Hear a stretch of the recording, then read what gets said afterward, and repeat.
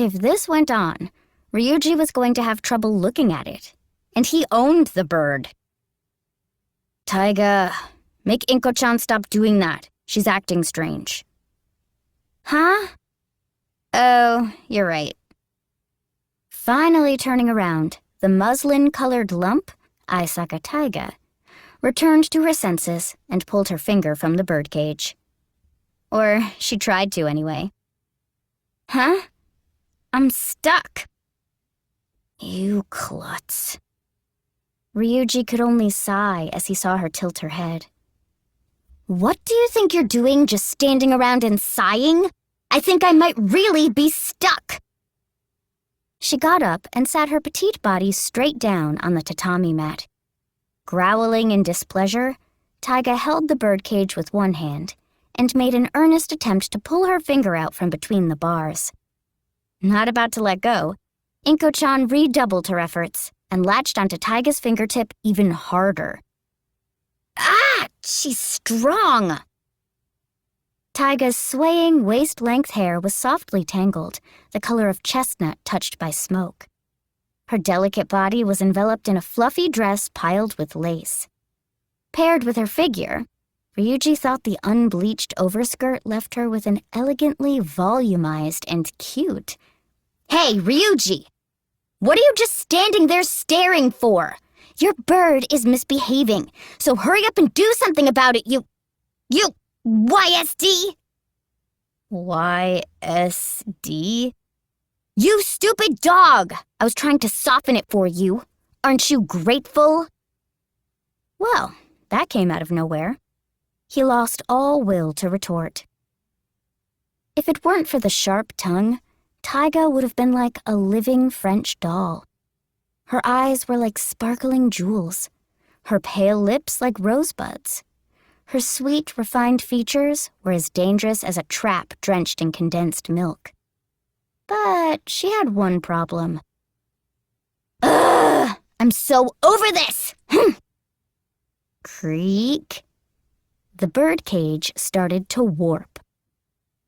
Unfortunately, Aisaka was born under the star of the ferocious and brutally violent tiger. Her nickname was the Palm-Top Tiger.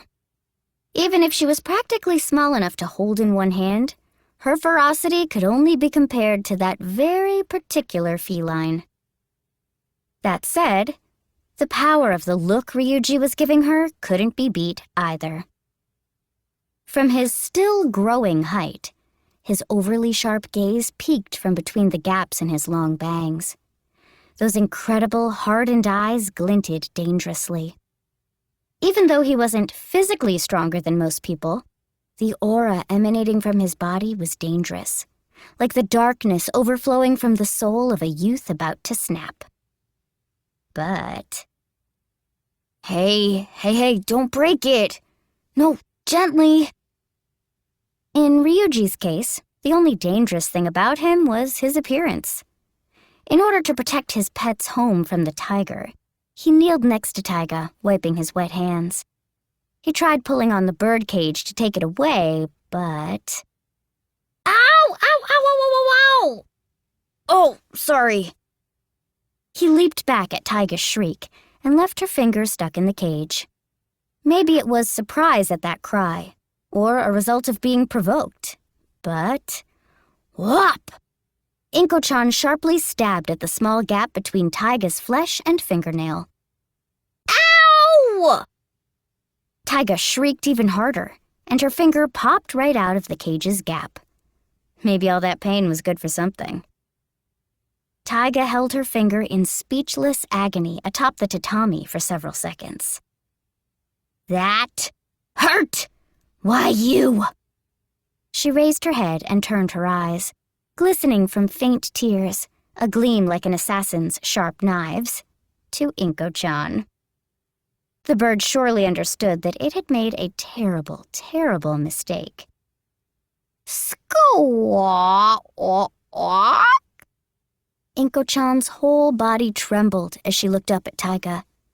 Several feathers came fluttering down, a consequence of sheer stress. Ryuji quickly held the birdcage to his chest. Ah! Inko-chan's balding! Keep it together, girl. Get a hold of yourself. If you get any uglier, I don't know if we could stand to keep you around. Let's put you somewhere safe. Who knows what she might do to you? Then Taiga stood up too. Are you for real, Ryuji? It's not like I'd seriously do something to a parakeet. Then what's with the clenched fists? They're to punish you! Cornering Ryuji against the wall, she curled her small hands into solid fists. What did I do? Look at my finger! It hurts! How's that my fault? Taiga circled around and around the room, chasing after Ryuji, who still held the birdcage. Yeah! Bam! Taiga face-planted onto the tatami. Something white had slid out from the sliding door, which had been left partially ajar. Why are you poking out here? Ryuji still wore a scowl, one that made him look like he might start swinging a knife around at a moment's notice. He set down the birdcage to investigate. It was his mother's bare leg. Ryuji wasn't angry, really, just puzzled. With her foot poking out between the sliding doors that partitioned her room, the matriarch Yasuko was in a deep sleep. She kept busy working as an entertainer at the town's one and only hostess bar, Bishamon Heaven.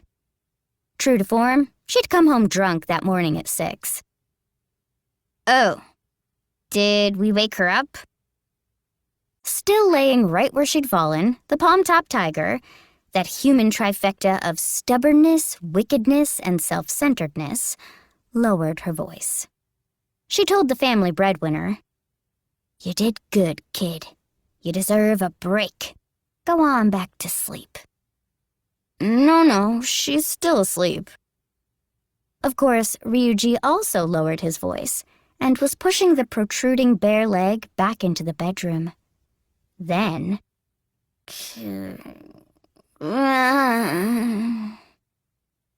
there was a childlike nasally sound, and...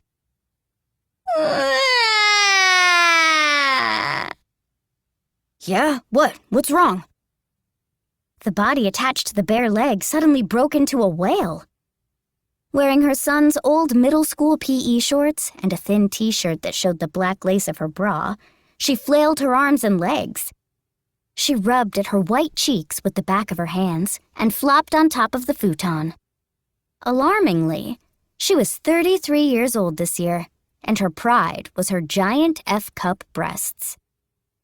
It smells like omurice.